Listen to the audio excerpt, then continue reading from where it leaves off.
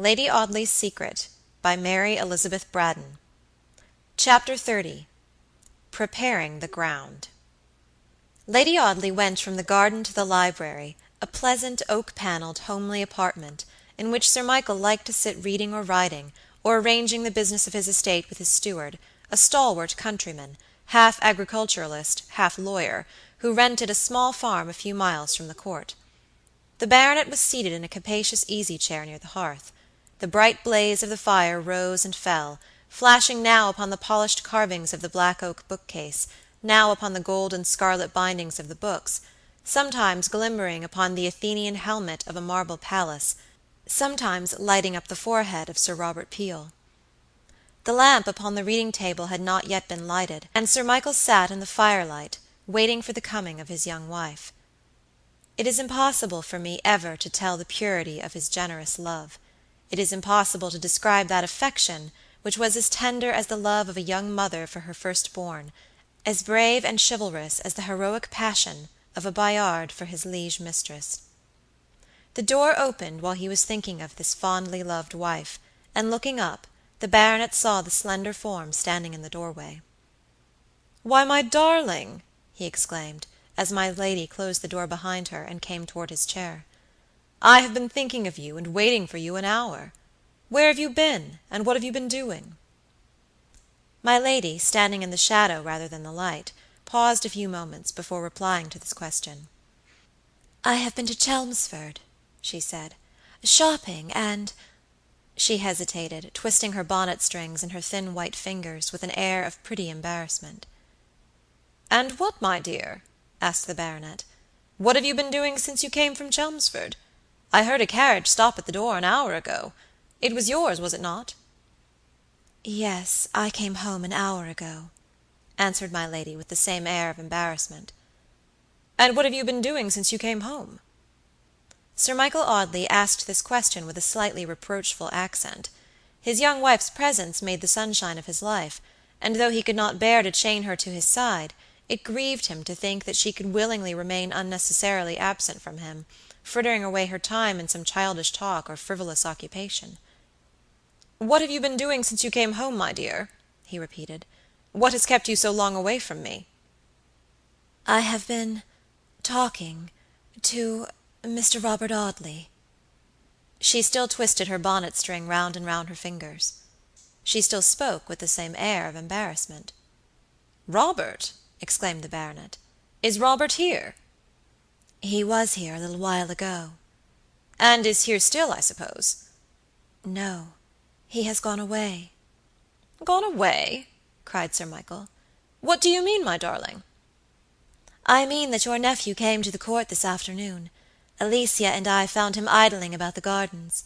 He stayed here till about a quarter of an hour ago talking to me, and then he hurried off without a word of explanation, except, indeed, some ridiculous excuse about business at Mount Stanning." "Business at Mount Stanning? Why, what business can he possibly have in that out-of-the-way place? He has gone to sleep at Mount Stanning, then, I suppose?" "Yes, I think he said something to that effect." "Upon my word," exclaimed the baronet, "I think that boy is half mad." My lady's face was so much in shadow that Sir Michael Audley was unaware of the bright change that came over its sickly pallor as he made this very commonplace observation.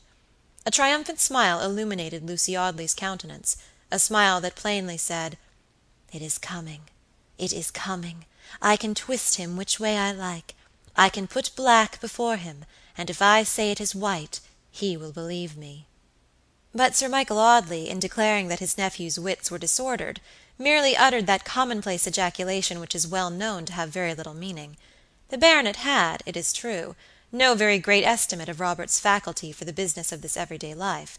He was in the habit of looking upon his nephew as a good-natured nonentity, a man whose heart had been amply stocked by liberal nature with all the best things the generous goddess had to bestow, but whose brain had been somewhat overlooked in the distribution of intellectual gifts.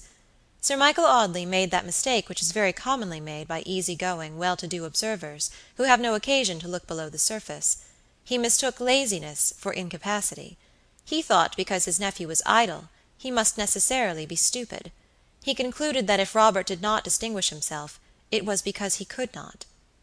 He forgot the mute, inglorious Miltons, who die voiceless and inarticulate for want of that dogged perseverance, that blind courage, which the poet must possess before he can find a publisher. He forgot the Cromwells, who see the noble vessels of the state floundering upon a sea of confusion, and going down in a tempest of noisy bewilderment, and who are yet powerless to get at the helm, forbidden even to send out a lifeboat to the sinking ship. Surely it is a mistake to judge of what a man can do by that which he has done. The world's Valhalla is a close borough, and perhaps the greatest men may be those who perish silently far away from the sacred portal. Perhaps the purest and brightest spirits are those who shrink from the turmoil of the race-course, the tumult and confusion of the struggle. The game of life is something like the game of écarté, and it may be that the very best cards are sometimes left in the pack. My lady threw off her bonnet, and seated herself upon a velvet-covered footstool at Sir Michael's feet. There was nothing studied or affected in this girlish action. It was so natural to Lucy Audley to be childish that no one would have wished to see her otherwise. It would have seemed as foolish to expect dignified reserve or womanly gravity from this amber-haired siren, as to wish for rich basses amid the clear treble of a skylark's song. She sat with her pale face turned away from the firelight, and with her hands locked together upon the arm of her husband's easy-chair. They were very restless, these slender white hands.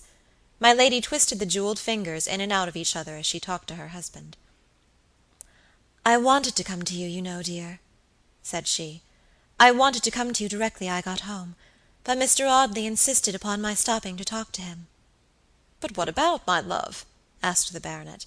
"What could Robert have to say to you?" My lady did not answer this question. Her fair head dropped upon her husband's knee, her rippling yellow curls fell over her face. Sir Michael lifted that beautiful head with his strong hands, and raised my lady's face. The firelight shining on that pale face lit up the large, soft blue eyes, and showed them drowned in tears. "Lucy, Lucy," cried the baronet, "what is the meaning of this? My love, what has happened to distress you in this manner?" Lady Audley tried to speak, but the words died inarticulately upon her trembling lips. A choking sensation in her throat seemed to strangle those false and plausible words, her only armor against her enemies. She could not speak. The agony she had endured silently in the dismal lime-walk had grown too strong for her, and she broke into a tempest of hysterical sobbing. It was no simulated grief that shook her slender frame and tore at her like some ravenous beast that would have rent her piecemeal with its horrible strength. It was a storm of real anguish and terror, of remorse and misery. It was the one wild outcry in which the woman's feebler nature got the better of the siren's art. It was not thus that she had meant to fight her terrible duel with Robert Audley. Those were not the weapons which she had intended to use, but perhaps no artifice which she could have devised would have served her so well as this one outburst of natural grief. It shook her husband to the very soul. It bewildered and terrified him. It reduced the strong intellect of the man to helpless confusion and perplexity. It struck at the one weak point in a good man's nature. It appealed straight to Sir Michael Audley's affection for his wife. Ah, heaven help a strong man's tender weakness for the woman he loves! Heaven pity him when the guilty creature has deceived him, and comes with her tears and lamentations to throw herself at his feet in self-abandonment and remorse, torturing him with the sight of her agony, rending his heart with her sobs, lacerating his breast with her groans, multiplying her sufferings into a great anguish for him to bear, multiplying them by 20-fold, multiplying them in a ratio of a brave man's capacity for endurance. Heaven forgive him, if maddened by that cruel agony, the balance wavers for a moment, and he is ready to forgive anything, ready to take this wretched one to the shelter of his breast, and to pardon that which the stern voice of manly honor urges must not be pardoned. Pity him, pity him. The wife's worst remorse when she stands without the threshold of the home she may never enter more is not equal to the agony of the husband who closes the portal on that familiar and entreating face. The anguish of the mother who may never look again upon her children is less than the torment of the father who has to say to those little ones, "My darlings, you are henceforth motherless." Sir Michael Audley rose from his chair, trembling with indignation, and ready to do immediate battle with the person who had caused his wife's grief. "Lucy," he said, Lucy, I insist upon your telling me what and who has distressed you. I insist upon it. Whoever has annoyed you shall answer to me for your grief. Come, my love, tell me directly what it is." He seated himself and bent over the drooping figure at his feet, calming his own agitation in his desire to soothe his wife's distress. "Tell me what it is, my dear," he whispered tenderly. The sharp paroxysm had passed away, and my lady looked up. A glittering light shone through the tears in her eyes, and the lines about her pretty rosy mouth, those hard and cruel lines which Robert Audley had observed in the pre-Raphaelite portrait, were plainly visible in the firelight.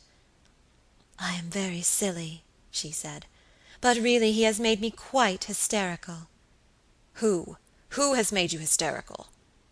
"Your nephew, Mr. Robert Audley."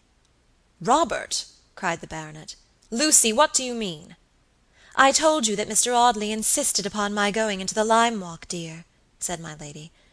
"He wanted to talk to me, he said, and I went, and he said such horrible things that—" "What horrible things, Lucy?"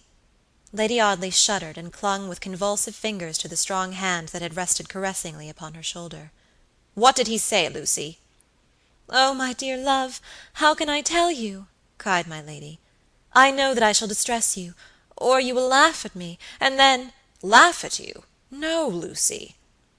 Lady Audley was silent for a moment. She sat looking straight before her into the fire, with her fingers still locked about her husband's hand.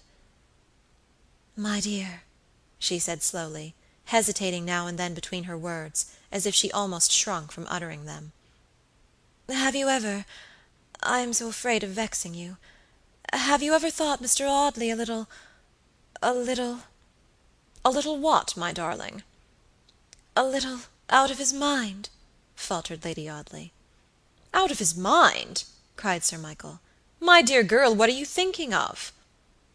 "You said just now, dear, that you thought he was half mad." "Did I, my love?" said the baronet, laughing. "I don't remember saying it, and it was a mere façon de parler, that meant nothing whatever. Robert may be a little eccentric, a little stupid, perhaps. He mayn't be overburdened with wits, but I don't think he has brains enough for madness. I believe it's generally your great intellects that get out of order." "But madness is sometimes hereditary," said my lady. "Mr. Audley may have inherited—" "He has inherited no madness from his father's family," interrupted Sir Michael. "The Audleys have never peopled private lunatic asylums, or feed mad doctors." "Nor from his mother's family?" "Not to my knowledge." "People generally keep these things a secret," said my lady gravely. "There may have been madness in your sister-in-law's family." "I don't think so, my dear," replied Sir Michael. "But, Lucy, tell me what, in heaven's name, has put this idea into your head?" "I have been trying to account for your nephew's conduct. I can account for it in no other manner. If you had heard the things he said to me tonight, Sir Michael, you too might have thought him mad." "But what did he say, Lucy?" "I can scarcely tell you. You can see how much he has stupefied and bewildered me. I believe he has lived too long alone in those solitary Temple chambers. Perhaps he reads too much, or smokes too much. You know that some physicians declare madness to be a mere illness of the brain, an illness to which anyone is subject, and which may be produced by given causes, and cured by given means." Lady Audley's eyes were still fixed upon the burning coals in the wide grate. She spoke as if she had been discussing a subject that she had often heard discussed before. She spoke as if her mind had almost wandered away from the thought of her husband's nephew to the wider question of madness in the abstract. "Why should he not be mad?" resumed my lady. "People are insane for years and years before their insanity is found out. They know that they are mad, but they know how to keep their secret, and perhaps they may sometimes keep it till they die. Sometimes a paroxysm seizes them, and in an evil hour they betray themselves. They commit a crime, perhaps. The horrible temptation of opportunity assails them, the knife is in their hand, and the unconscious victim by their side.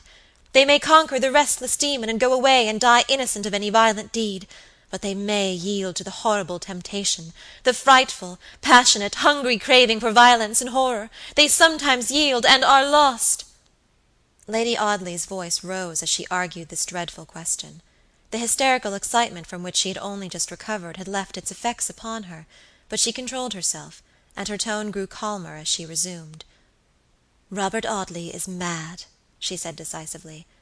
"What is one of the strangest diagnostics of madness, what is the first appalling sign of mental aberration? The mind becomes stationary, the brain stagnates, the even current of reflection is interrupted, the thinking power of the brain resolves itself into a monotone.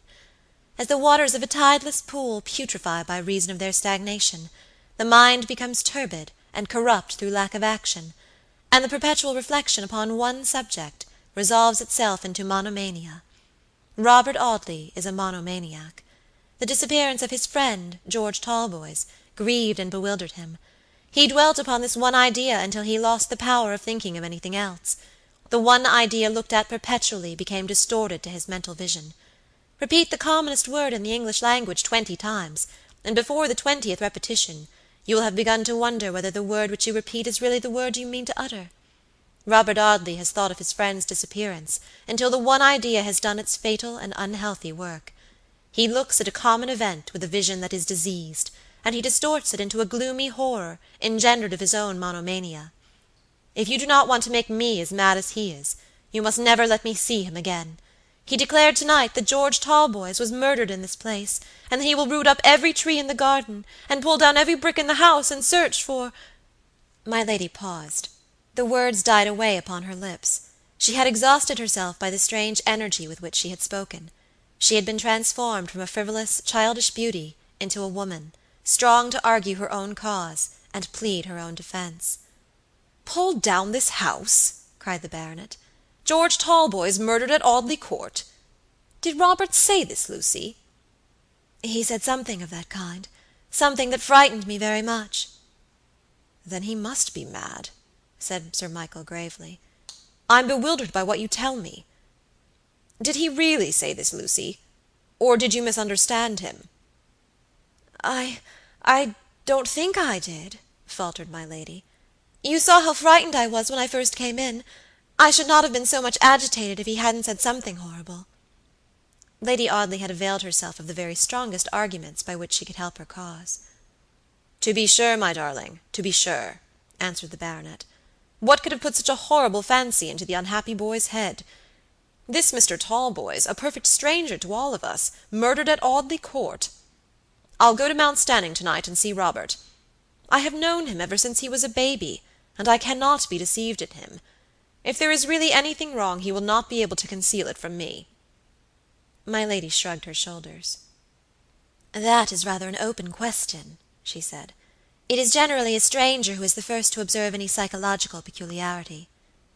The big word sounded strange from my lady's rosy lips, but her newly adopted wisdom had a certain quaint prettiness about it, which charmed and bewildered her husband. "But you must not go to Mount Stanning, my dear darling," she said tenderly. "Remember that you are under strict orders to stay indoors until the weather is milder, and the sun shines upon this cruel, ice-bound country." Sir Michael Audley sank back in his capacious chair with a sigh of resignation. "That's true, Lucy," he said. "We must obey Mr. Dawson. I suppose Robert will come to see me tomorrow." "Yes, dear. I think he said he would." "Then we must wait till tomorrow, my darling. I can't believe that there is anything really wrong with the poor boy. I can't believe it, Lucy." "Then how do you account for this extraordinary delusion about this Mr. Talboys?" asked my lady. Sir Michael shook his head. "I don't know, Lucy, I don't know," he answered. "It is always so difficult to believe that any one of the calamities that continually befall our fellow men will ever happen to us. I can't believe that my nephew's mind is impaired. I can't believe it. I'll get him to stop here, Lucy, and I'll watch him closely. I tell you, my love, if there is anything wrong, I am sure to find it out. I can't be mistaken in a young man who has always been the same to me as my own son. But, my darling, why were you so frightened by Robert's wild talk? It could not affect you." My lady sighed piteously. "You must think me very strong-minded, Sir Michael," she said, with rather an injured air, "if you imagine I can hear of these sorts of things indifferently. I know I shall never be able to see Mr. Audley again." "And you shall not, my dear, you shall not." "You said just now you would have him here," murmured Lady Audley. "But I will not, my darling girl, if his presence annoys you. Good heaven! Lucy, can you imagine for a moment that I have any higher wish than to promote your happiness? I will consult some London physician about Robert, and let him discover if there is really anything the matter with my poor brother's only son. You shall not be annoyed, Lucy." "You must think me very unkind, dear," said my lady, "and I know I ought not to be annoyed by the poor fellow; but he really seems to have taken some absurd notion into his head about me." "About you, Lucy?" cried Sir Michael. "Yes, dear. He seems to connect me in some vague manner, which I cannot quite understand, with the disappearance of this Mr. Talboys." "Impossible, Lucy. You must have misunderstood him." "I don't think so." "Then he must be mad," said the baronet. "He must be mad. I will wait till he goes back to town, and then send some one to his chambers to talk to him. Good heaven, what a mysterious business this is!" "I fear I have distressed you, darling," murmured Lady Audley. "Yes, my dear, I am very much distressed by what you have told me, but you were quite right to talk to me frankly about this dreadful business. I must think it over, dearest, and try and decide what is best to be done." My lady rose from the low ottoman on which she had been seated. The fire had burned down, and there was only a faint glow of red light in the room. Lucy Audley bent over her husband's chair, and put her lips to his broad forehead. "How good you have always been to me, dear," she whispered softly. "You would never let any one influence you against me, would you, dear?" "Influence me against you?" repeated the baronet. "No, my love." "Because you know, dear," pursued my lady, "there are wicked people as well as mad people in the world, and there may be some persons to whose interest it would be to injure me." "They had better not try it, then, my dear," answered Sir Michael. "They would find themselves in rather a dangerous position if they did." Lady Audley laughed aloud, with a gay, triumphant, silvery peal of laughter that vibrated through the quiet room. "My own dear darling," she said, "I know you love me.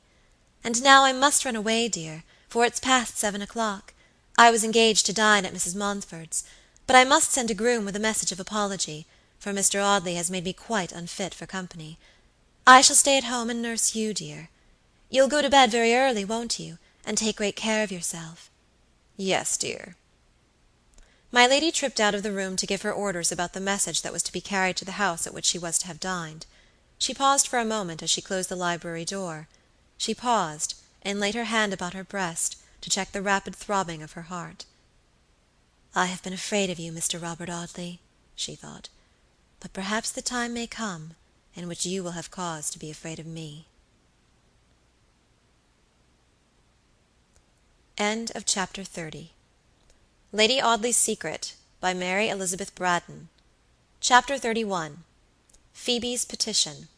The division between Lady Audley and her stepdaughter had not become any narrower in the 2 months which had elapsed since the pleasant Christmas holiday time had been kept at Audley Court.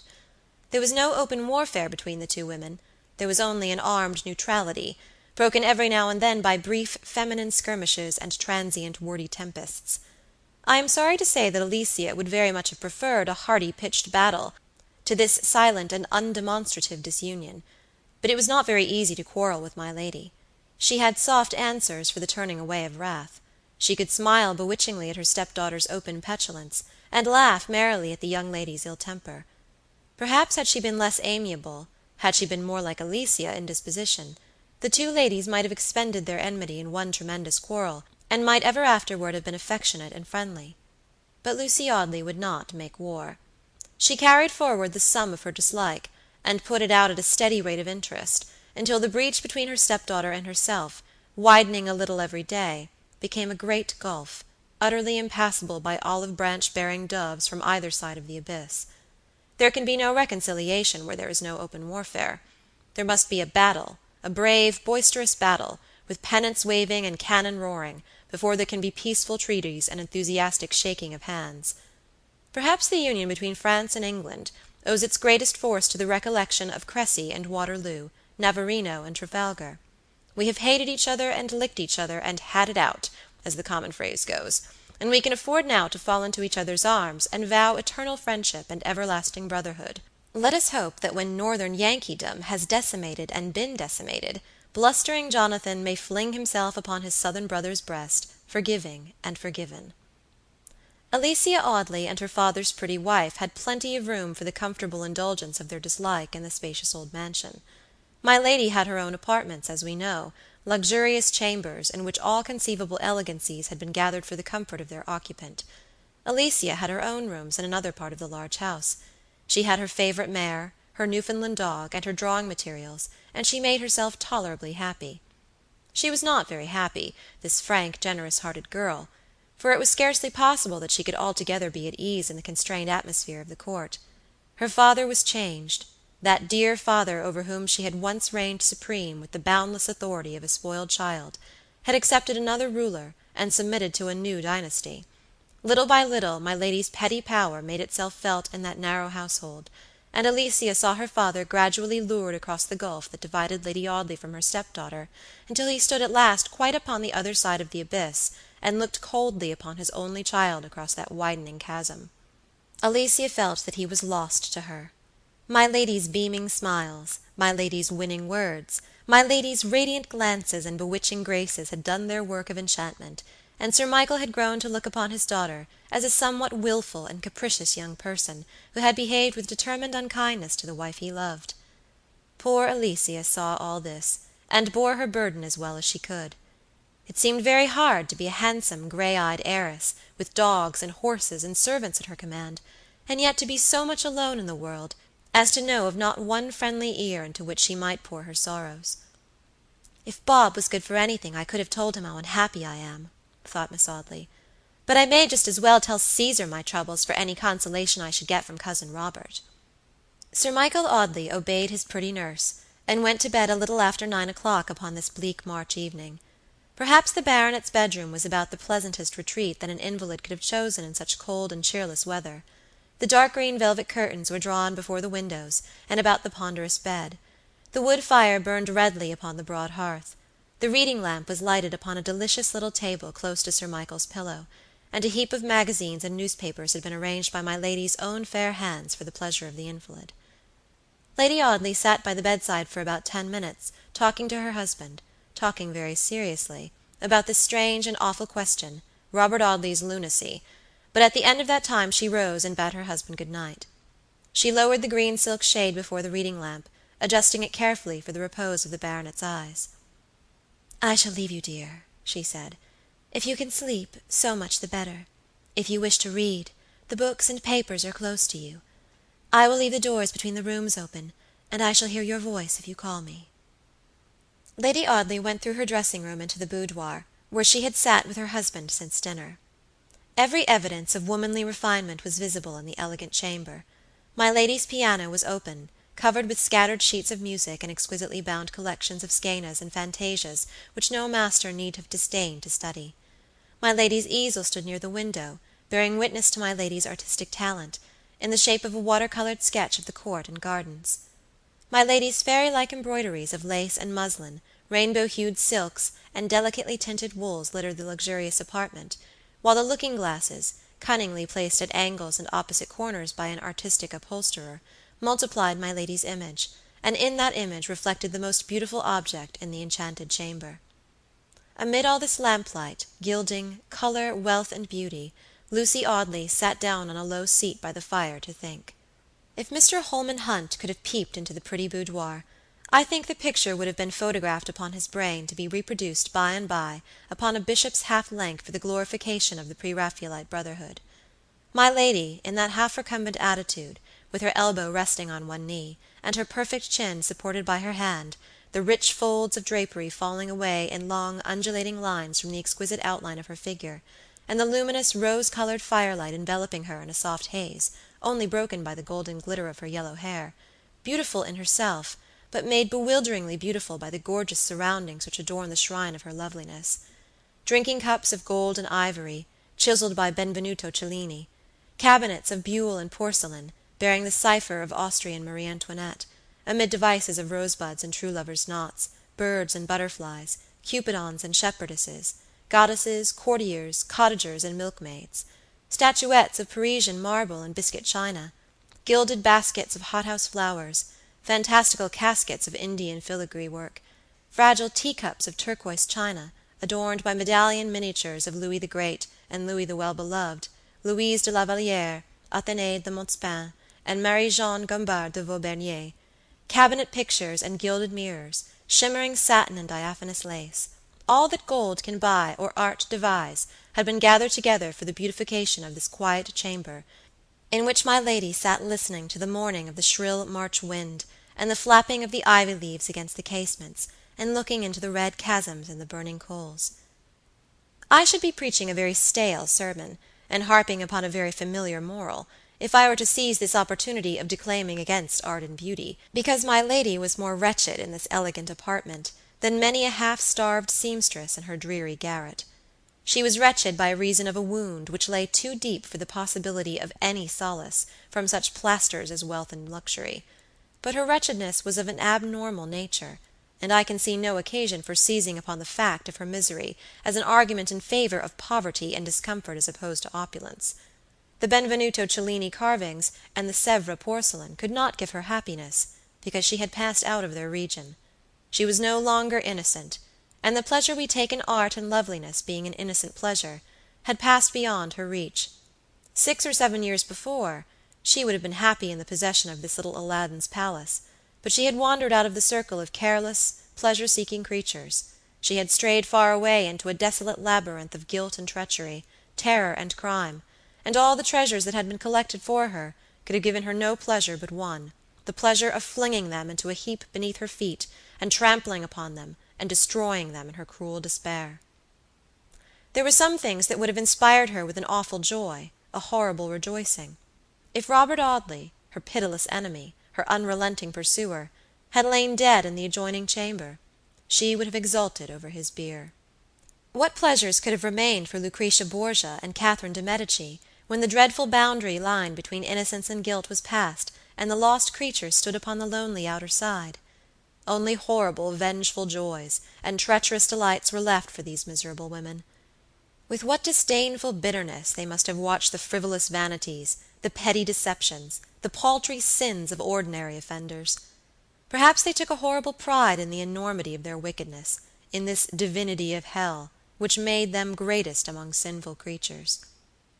My lady, brooding by the fire in her lonely chamber, with her large clear blue eyes fixed upon the yawning gulfs of lurid crimson in the burning coals, may have thought of many things very far away from the terribly silent struggle in which she was engaged. She may have thought of long ago years of childish innocence, childish follies and selfishness, of frivolous feminine sins that had weighed very lightly upon her conscience. Perhaps in that retrospective reverie she recalled that early time in which she had first looked in the glass and discovered that she was beautiful, that fatal early time in which she had first begun to look upon her loveliness as a right divine, a boundless possession which was to be a set-off against all girlish shortcomings, a counterbalance of every youthful sin.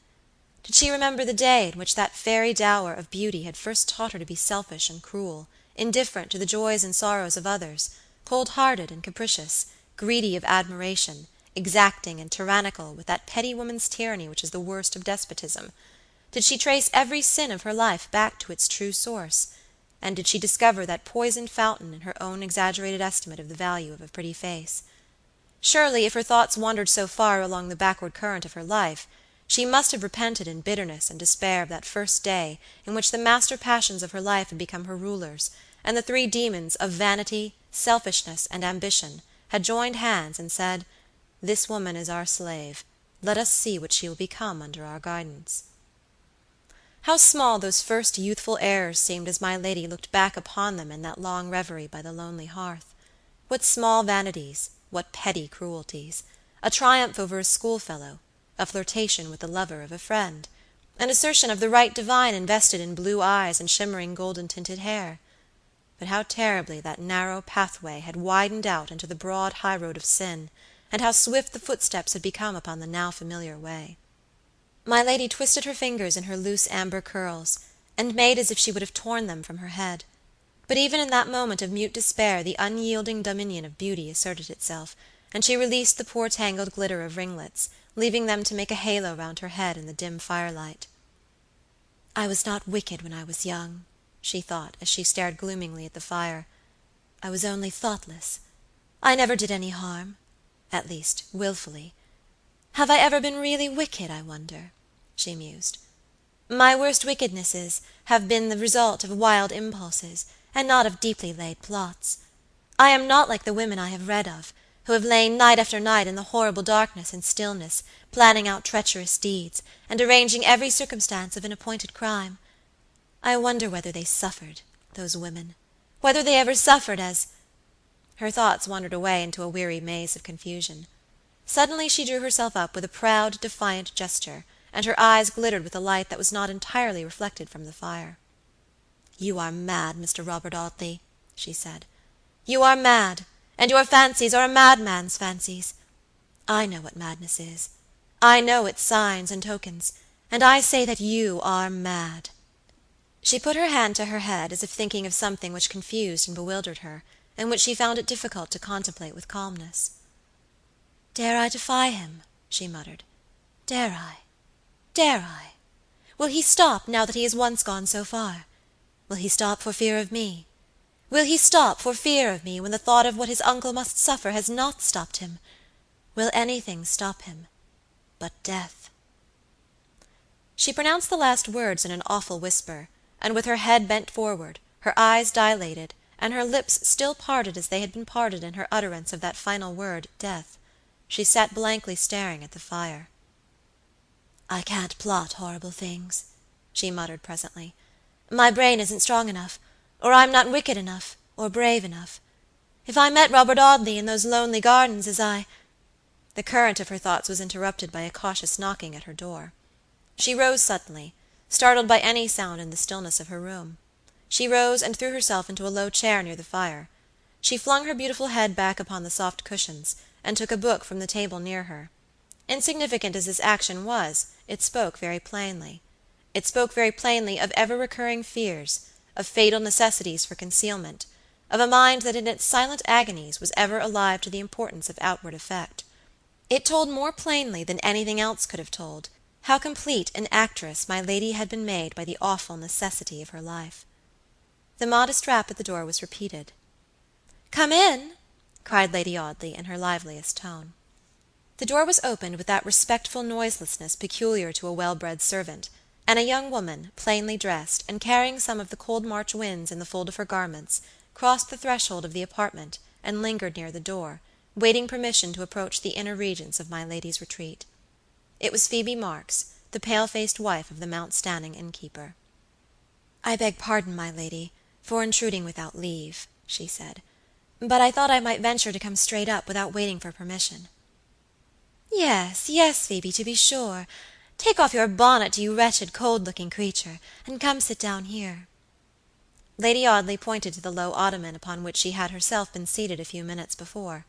The lady's maid had often sat upon it, listening to her mistress's prattle in the old days, when she had been my lady's chief companion and confidante. "Sit down here, Phoebe," Lady Audley repeated. "Sit down here and talk to me. I am very glad you came here tonight. I was horribly lonely in this dreary place." My lady shivered and looked round at the bright collection of bric-a-brac, as if the Sevres and bronze, the buhl and ormolu, had been the moldering adornments of some ruined castle. The dreary wretchedness of her thoughts had communicated itself to every object about her, and all outer things took their color from that weary inner life, which held its slow course of secret anguish in her breast. She had spoken the entire truth in saying that she was glad of her lady's maid's visit. Her frivolous nature clung to this weak shelter in the hour of her fear and suffering. There were sympathies between her and this girl, who was like herself, inwardly as well as outwardly; like herself, selfish, and cold and cruel, eager for her own advancement, and greedy of opulence and elegance, angry with the lot that had been cast her, and weary of dull dependence. My lady hated Alicia for her frank, passionate, generous, daring nature; she hated her stepdaughter, and clung to this pale-faced, pale-haired girl, whom she thought neither better nor worse than herself. Phoebe Marks obeyed her late mistress's commands, and took off her bonnet before seating herself on the ottoman at Lady Audley's feet. Her smooth bands of light hair were unruffled by the March winds. Her trimly made drab dress and linen collar were as neatly arranged as they could have been had she only that moment completed her toilet. "Sir Michael is better, I hope, my lady," she said. "Yes, Phoebe, much better. He is asleep. You may close that door," added Lady Audley, with a motion of her head toward the door of communication between the rooms, which had been left open. Mrs. Marks obeyed submissively, and then returned to her seat. I am very, very unhappy, Phoebe," my lady said fretfully. "Wretchedly miserable." "About the secret?" asked Mrs. Marks in a half whisper. My lady did not notice that question. She resumed in the same complaining tone. She was glad to be able to complain even to this lady's maid. She had brooded over her fears, and had suffered in secret so long, that it was an inexpressible relief to her to bemoan her fate aloud. "I am cruelly persecuted and harassed, Phoebe Marks," she said. "I am pursued and tormented by a man whom I never injured, whom I have never wished to injure. I am never suffered to rest by this relentless tormentor, and—" She paused, staring at the fire again, as she had done in her loneliness. Lost again in the dark intricacies of thought which wandered hither and thither in a dreadful chaos of terrified bewilderments, she could not come to any fixed conclusion. Phoebe Marks watched my lady's face, looking upward at her late mistress with pale, anxious eyes, that only relaxed their watchfulness when Lady Audley's glance met that of her companion. "I think I know whom you mean, my lady," said the innkeeper's wife after a pause. "I think I know who it is who is so cruel to you." "Oh, of course," answered my lady bitterly. "My secrets are everybody's secrets. You know all about it, no doubt." "The person is a gentleman, is he not, my lady?" "Yes." "A gentleman who came to the Castle Inn 2 months ago, when I warned you—" "Yes, yes," answered my lady impatiently. "I thought so. The same gentleman is at our place to-night, my lady." Lady Audley started up from her chair, started up as if she would have done something desperate in her despairing fury, but she sank back again with a weary, querulous sigh. What warfare could such a feeble creature wage against her fate? What could she do but wind like a hunted hare till she found her way back to the starting point of the cruel chase, to be there trampled down by her pursuers? "At the Castle Inn!" she cried. "I might have known as much. He has gone there to wring my secrets from your husband. Fool!" she exclaimed, suddenly turning upon Phoebe Marks in a transport of anger. "Do you want to destroy me that you have left those 2 men together?" Mrs. Marks clasped her hands piteously. "I didn't come away of my own free will, my lady," she said. "No one could have been more unwilling to leave the house than I was this night. I was sent here." "Who sent you here?" "Luke, my lady. You can't tell how hard he can be upon me if I go against him." "Why did he send you?" The innkeeper's wife dropped her eyelids under Lady Audley's angry glances, and hesitated confusedly before she answered this question. "Indeed, my lady," she stammered, "I didn't want to come. I told Luke that it was too bad for us to worry you, first asking this favor, and then asking that, and never leaving you alone for a month together, but he bore me down with his loud, blustering talk, and he made me come." "Yes, yes," cried Lady Audley, impatiently. "I know that. I want to know why you have come." "Why, you know, my lady," answered Phoebe, half reluctantly, "Luke is very extravagant, and all I can say to him, I can't get him to be careful or steady. He's not sober, and when he's drinking with a lot of rough countrymen, and drinking perhaps even more than they do, it isn't likely that his head can be very clear for accounts. If it hadn't been for me we should have been ruined before this, and hard as I've tried, I haven't been able to keep the ruin off. You remember giving me the money for the brewer's bill, my lady?" "Yes, I remember very well," answered Lucy Audley, with a bitter laugh, "for I wanted that money to pay my own bills." "I know you did, my lady, and it was very, very hard for me to have to come and ask you for it, after all that we'd received from you before. But that isn't the worst. When Luke sent me down here to beg the favor of that help, he never told me that the Christmas rent was still owing. But it was, my lady, and it's owing now, and there's a bailiff in the house to-night, and we're to be sold up to-morrow unless—" "Unless I pay your rent, I suppose," cried Lucy Audley. "I might have guessed what was coming." "Indeed, indeed, my lady, I wouldn't have asked it," sobbed Phoebe Marks, "but he made me come." "Yes," answered my lady bitterly, "he made you come, and he will make you come whenever he pleases, and whenever he wants money for the gratification of his low vices, and you and he are my pensioners as long as I live, or as long as I have any money to give; for I suppose when my purse is empty and my credit ruined, you and your husband will turn upon me and sell me to the highest bidder. Do you know, Phoebe Marks, that my jewel case has been half empty to meet your claims? Did you know that my pin money, which I thought such a princely allowance when my marriage settlement was made, and when I was a poor governess at Mr. Dawson's, heaven help me, my pin money has been overdrawn half a year to satisfy your demands? What can I do to appease you? Shall I sell my Marie Antoinette cabinet, or my Pompadour china, Leroy's and Benson's ormolu clocks, or my Gobelin tapestried chairs and ottomans? How shall I satisfy you next?" "Oh, my lady," cried Phoebe piteously, "don't be so cruel to me. You know that it isn't I who want to impose upon you." "I know nothing," exclaimed Lady Audley, "except that I am the most miserable of women. Let me think," she cried, silencing Phoebe's consolatory murmurs with an imperious gesture. "Hold your tongue, girl, and let me think of this business if I can." She put her hands to her forehead, clasping her slender fingers across her brow, as if she would have controlled the action of her brain by their convulsive pressure. "Robert Audley is with your husband," she said slowly, speaking to herself rather than to her companion. "These two men are together, and there are bailiffs in the house, and your brutal husband is no doubt brutally drunk by this time, and brutally obstinate and ferocious in his drunkenness. If I refuse to pay this money, his ferocity will be multiplied by 100-fold. There's little use in discussing that matter. The money must be paid." "But if you do pay it," said Phoebe earnestly, "I hope you will impress upon Luke that it is the last money you will ever give him while he stops in that house." "Why?" asked Lady Audley, letting her hands fall on her lap, and looking inquiringly at Mrs. Marks. "Because I want Luke to leave the Castle." "But why do you want him to leave?" "Oh, for ever so many reasons, my lady," answered Phoebe. "He's not fit to be the landlord of a public house. I didn't know that when I married him, or I would have gone against the business, and tried to persuade him to take to the farming line. Not that I suppose he'd have given up his own fancy either, for he's obstinate enough, as you know, my lady. He's not fit for his present business. He's scarcely ever sober after dark, and when he's drunk he gets almost wild, and doesn't seem to know what he does. We've had 2 or 3 narrow escapes with him already."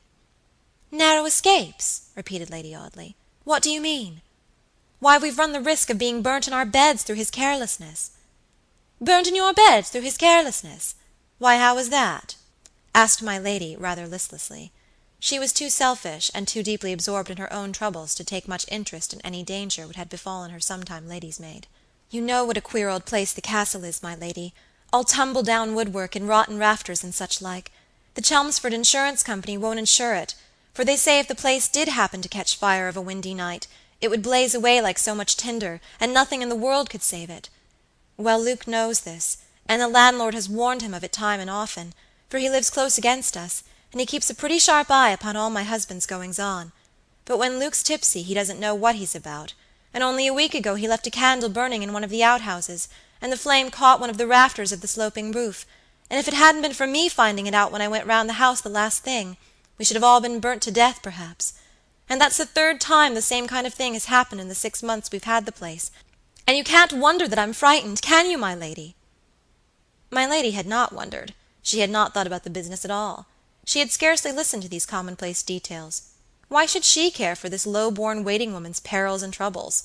Had she not her own terrors, her own soul-absorbing perplexities to usurp every thought of which her brain was capable? She did not make any remark upon that which poor Phoebe just told her. She scarcely comprehended what had been said, until some moments after the girl had finished speaking, when the words assumed their full meaning, as some words do after they have been heard without being heeded. "Burnt in your beds?" said the young lady at last. "It would have been a good thing for me if that precious creature, your husband, had been burnt in his bed before tonight." A vivid picture had flashed upon her as she spoke, the picture of that frail wooden tenement, the Castle Inn, reduced to a roofless chaos of lath and plaster, vomiting flames from its black mouth, and spitting blazing sparks upward toward the cold night sky. She gave a weary sigh as she dismissed this image from her restless brain. She would be no better off even if this enemy should be forever silenced. She had another and far more dangerous foe, a foe who was not to be bribed or bought off, though she had been as rich as an empress. "I'll give you the money to send this bailiff away," my lady said, after a pause. "I must give you the last sovereign in my purse, but what of that? You know as well as I do that I dare not refuse you."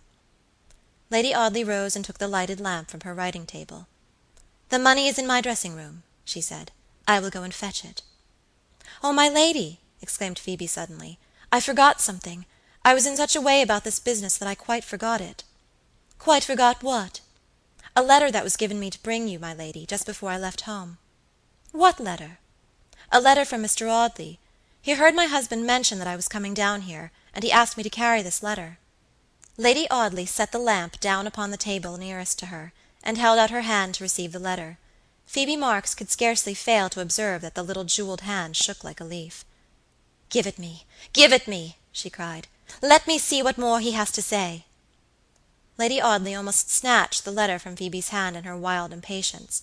She tore open the envelope and flung it from her. She could scarcely unfold the sheet of note paper in her eager excitement.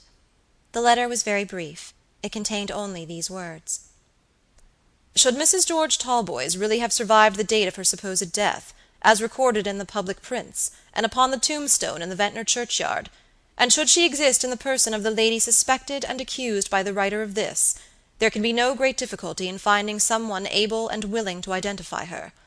Mrs. Barkamb, the owner of North Cottages, Wildernsea, would no doubt consent to throw some light upon this matter, either to dispel a delusion or to confirm a suspicion. Robert Audley, March 3rd, 1859, The Castle Inn, Mount Stanning." End of chapter 31.